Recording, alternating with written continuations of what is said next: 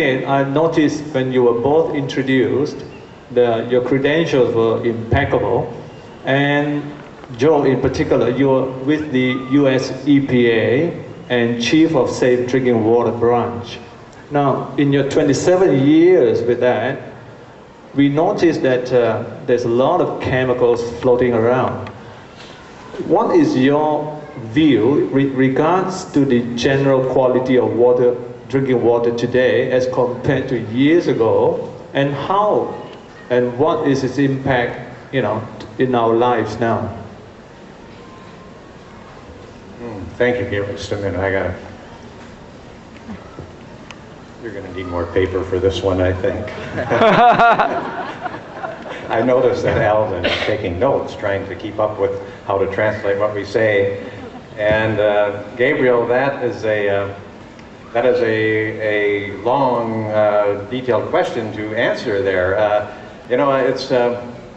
We've come a long way, baby. That's a saying in the United States, but in drinking water, we've come a long way, baby. The treatment of drinking water, the filtration of drinking water, the disinfection of drinking water earned the most significant public health advancement award for the last millennium. The last 100 years, this treatment of drinking water eliminated the scourges of diseases like typhoid fever, plagues like cholera, dysentery, and it truly is the biggest public health advancement that this world has seen.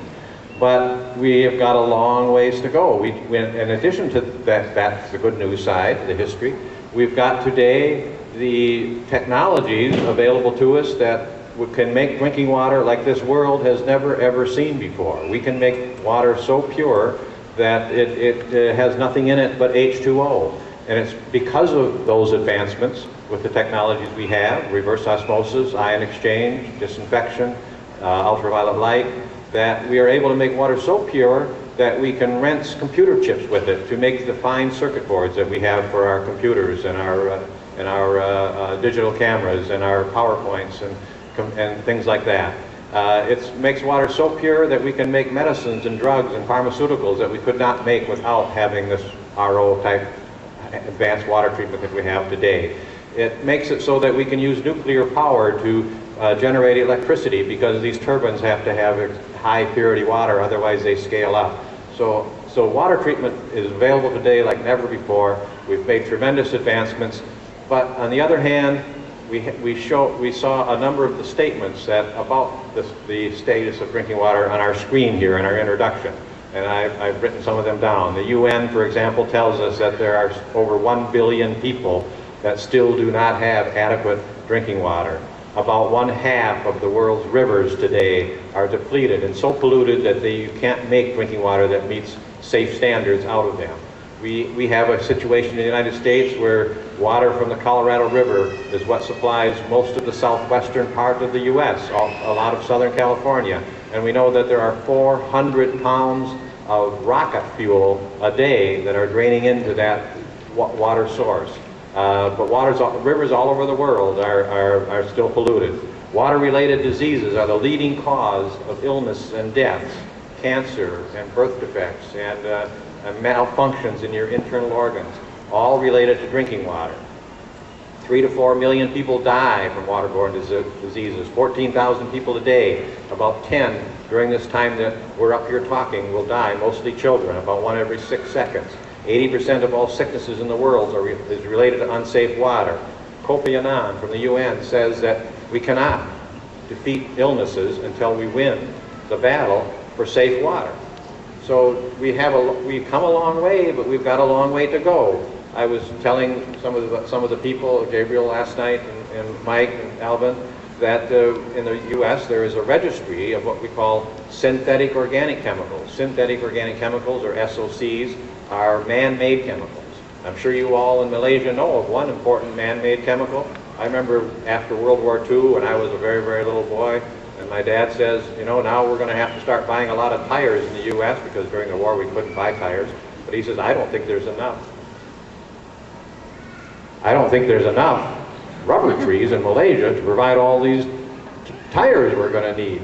Well, we developed synthetic rubber, and we've developed today about 34 million synthetic compounds that are used for everything like from plastics to the clothing we wear to pesticides to bug sprays. You know, you can't ever get more than probably 5 feet away from a synthetic organic chemical today. 34 million of them are registered. We make about 4,000 new synthetic chemicals every day in this world. Not all of them are commercially used, but EPA says that there's at least 4 every day new synthetic chemicals that go into commercial production. The US EPA registered 1,400 new synthetic chemicals that went onto their commercial chemical registry just last year. So synthetic chemicals are proliferating our environment. Water is the universal solvent. It picks up a portion of everything that it touches. So water always has a portion of everything that it touches in it, and it touches a lot of synthetic organic chemicals. Synthetic organic chemicals are something that man, you and I, have not evolved with. You know, our ancestors never saw those things before, so our bodies never got to adjust to how to deal with them. So when they get into our bodies, they often insult our bodies, they often stress our bodies, and it's those things that are why we call a lot of them carcinogens, cancer-causing chemicals, or things that cause birth defects. And we make sometimes like gasoline additives and solvents, we make them in the billions of pounds a year. And so we're finding things in our sources of drinking water like medicine waste and pharmaceuticals and hormones and you know, DDTs and herbicides and pesticides. And so it's that new threat, and the billions of people in the world that do not have safe drinking water, that is the new challenge to come to. The good news, as I say, is that we do have the technologies to solve all those problems, but we've got to apply them to people's drinking water. I think you put into your question to me, Gabriel, the word vision. One of our visions of the association in mind is to someday see every person in their home have a final barrier of safety with the high technology treatment like we have available today.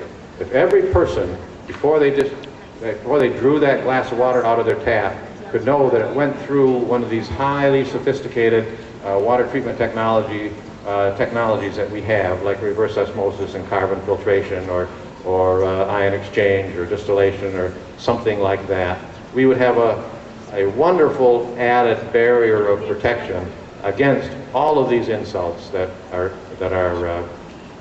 in our environment today. Thank you, Joe, and good luck to you, Elvin. To make the story short, OK， 是的，各位是的。